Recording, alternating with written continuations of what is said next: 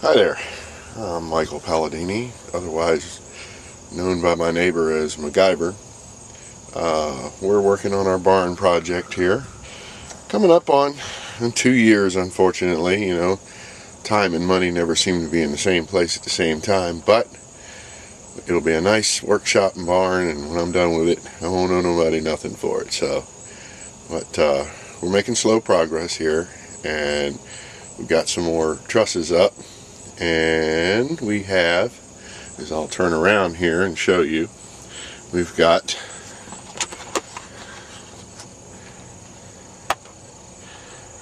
we're just about to the end, and we have, well, it'll be the last couple of trusses there, and I'll have to accommodate the stairwell to get up into the overhead on these last two trusses. So, and you can see old Truckee there with its derrick rig for putting the trusses up.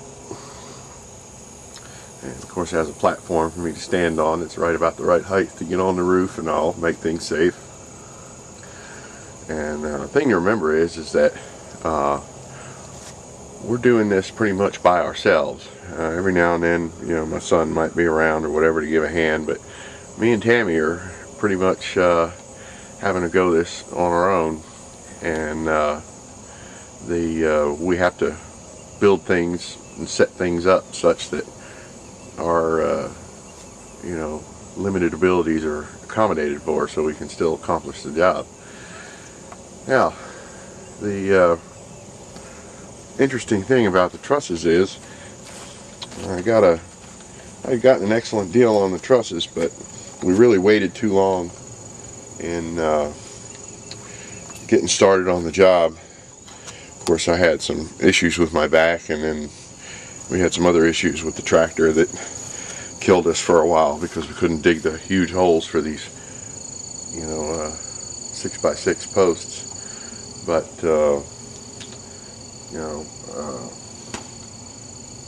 much as I've tried to keep them up off the ground and keep them dry, termites still got in them.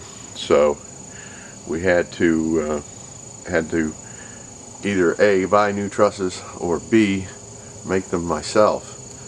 So what I've done is used one of the remaining trusses that were in good shape and did not have any kind of rot or termites on them, and use it as a template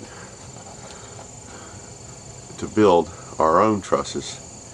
And of course we have plywood gussets on it, and a real monster duty construction adhesive and all that kind of stuff, or wood, super duty wood glue, so that they're all glued and screwed together. And remarkably, they come out stiffer than the trusses I bought. You can pick up the peak of that one laying on the ground, and it doesn't bow, whereas the other trusses do. They rely a lot more heavily on cross bracing, but then again, I'm notorious for overbuilding anyhow. We won't have hopefully we won't have this coming blowing off the roof in the next big storm. But it's coming together, and you can see pretty much get a picture of the size of it. It's 30 foot by what will now be 44 feet, because when we went to sink the final post over here, whoever lived here before us had buried a voluminous amount of junk, car parts and things like that. And the more we dug, the more we found, and we just couldn't get a good hole. So it in effect ended up being easier just to extend the barn out another 4 feet to get past it to where I could dig and get a good solid hole in. And of course, your barn and workshop can never be too big, so the extra cost was worth it. And there's our other side. So you'll look at our spacing there, it looks kind of odd, but that's okay. It's not going to affect the strength or integrity of the building. And you can see I got the OSB up on one side over there, and I'm fixing to get the OSB up on this other side because we have we have some rain coming in tomorrow, so I want to get it covered and get that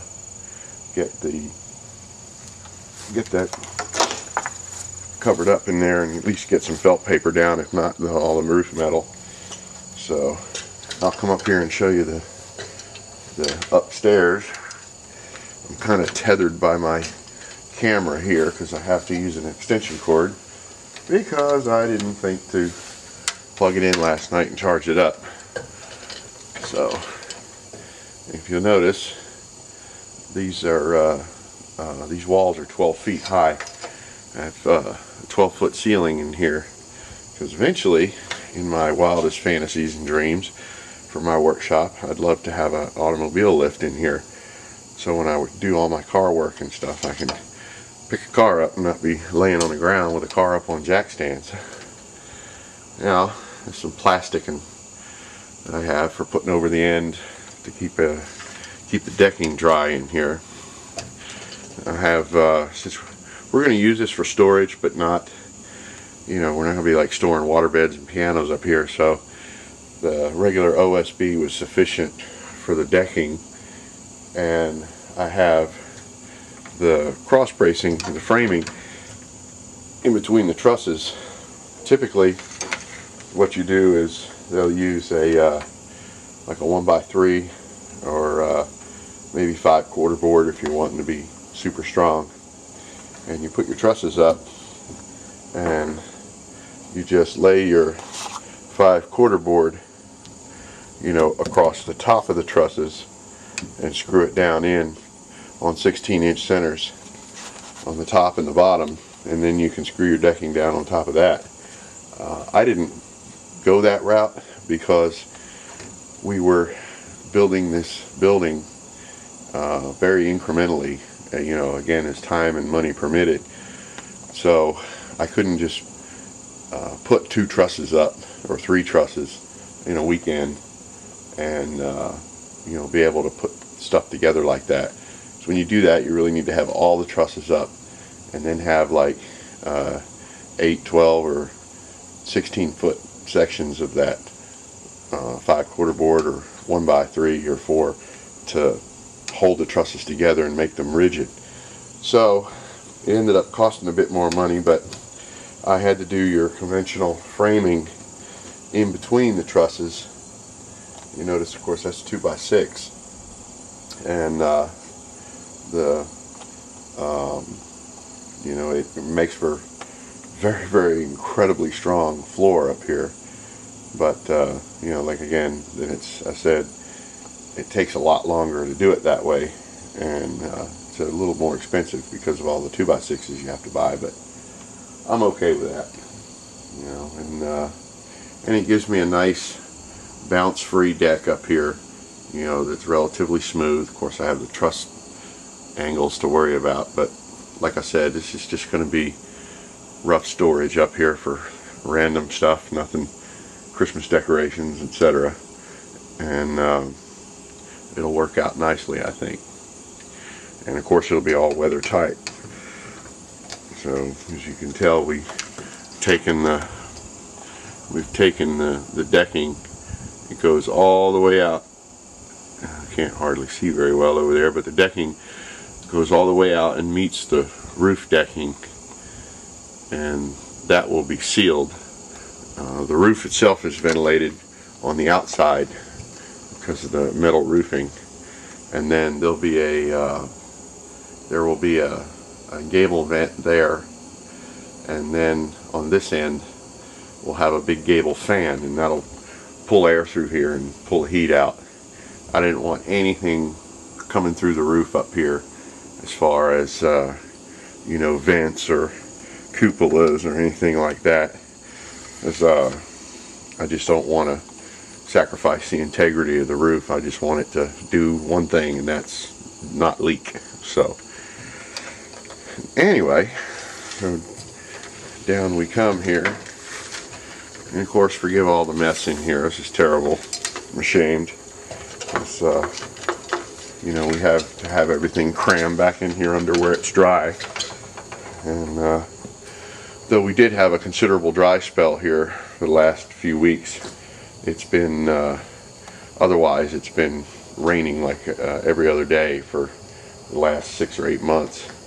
So it makes it kind of difficult to work out here, but we're making headway. And now we'll elaborate a little more on Truckee here. The Truckee is an old truck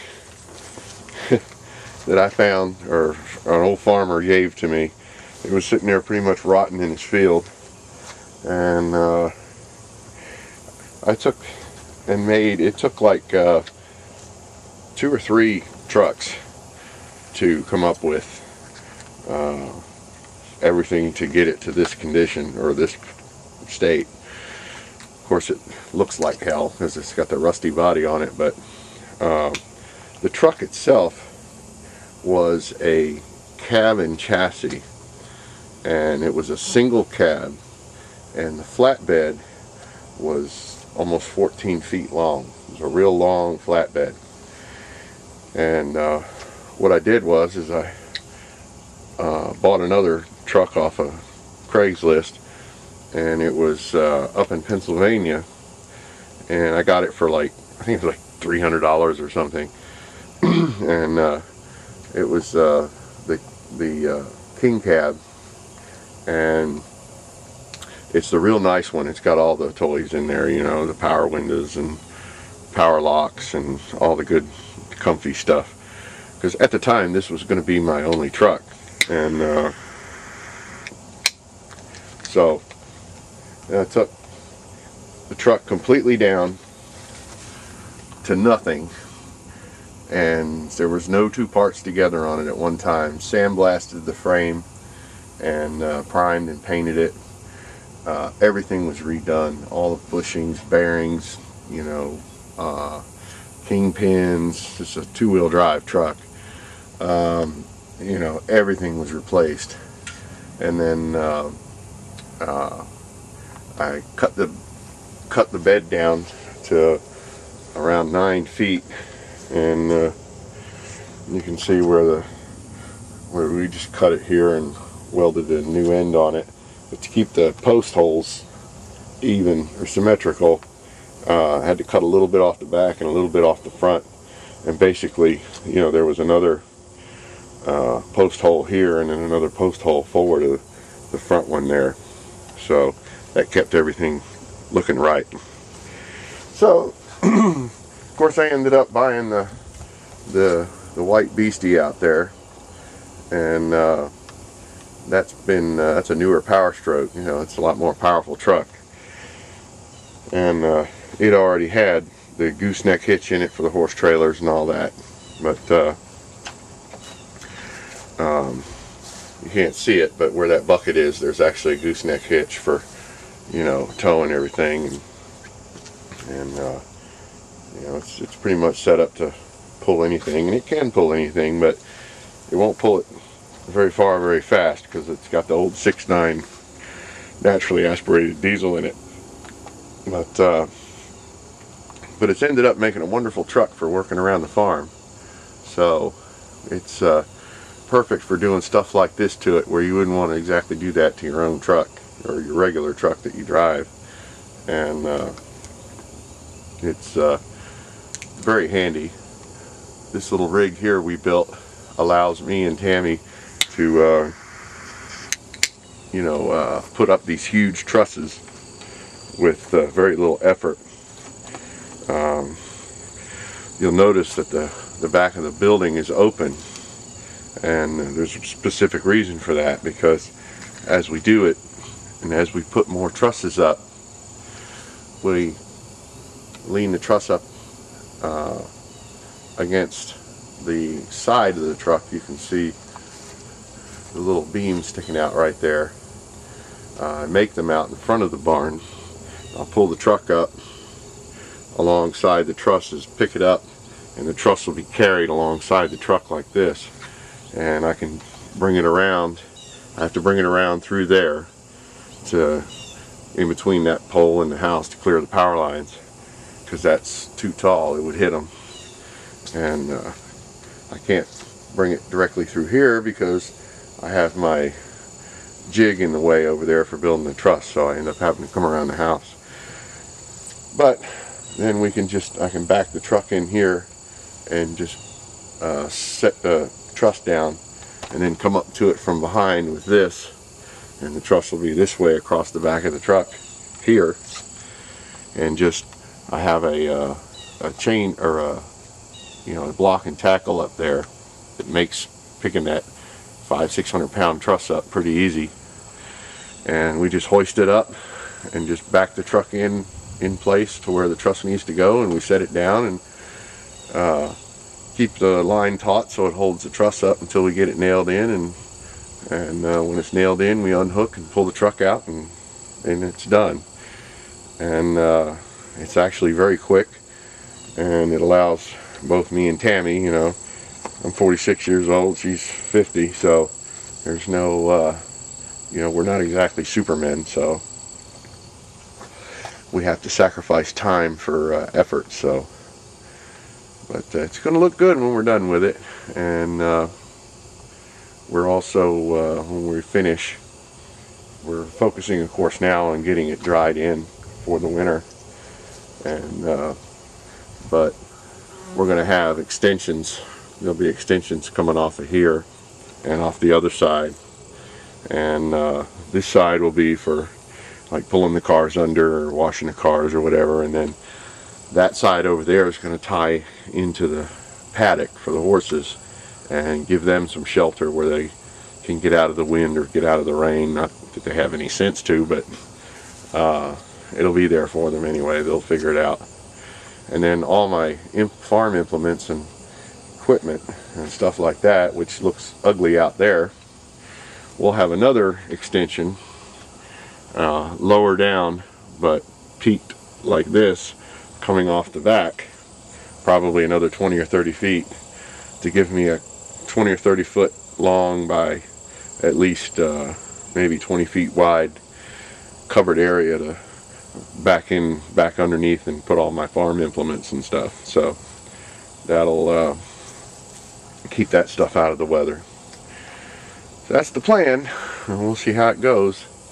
And of course, I gotta give a shout out to my next door neighbor. He's Daddy Tech on YouTube, and check his channel out. He's always putting cool stuff up, and every now and then he'll come over here when I'm working on a car or something and video that and post it up on his channel, because a lot of his fans love to see stuff like that. And so yeah, definitely check out his channel. I don't do it like he does for views or hits or subscriptions or anything. I'm just proud of what I can do for what little money I can do it for, and merely the fact that we can do it. I guess that sounds strangely reminiscent of Bob the Builder, but oh well. And so check his channel out. He's always got something good up there. And till next time, we'll hopefully have some more video of the rest of the trusses up later, and then we'll close in the back and start building getting the floor ready for concrete. See ya. Do that and keep it pointed at me.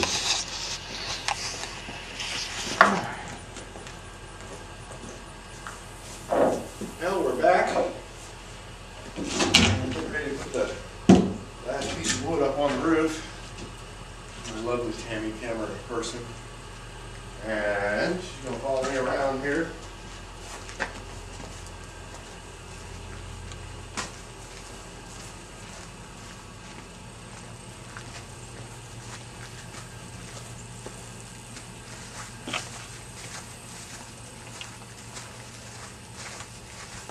See up there at the top of the roof, we have the last little piece to put up.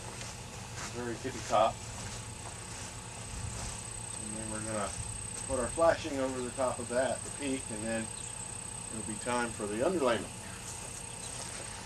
Now, do this up here to our handy dandy little platform.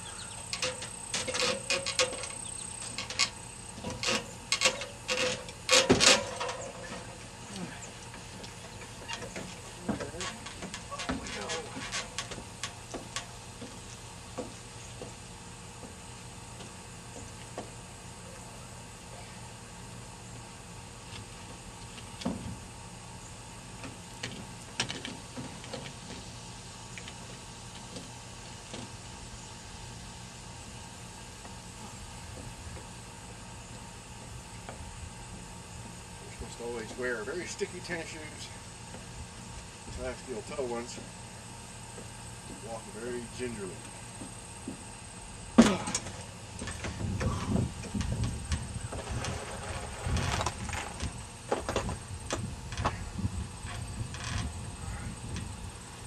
Alright, if you want to press that little button on the camera there, the round button in the middle, that'll stop the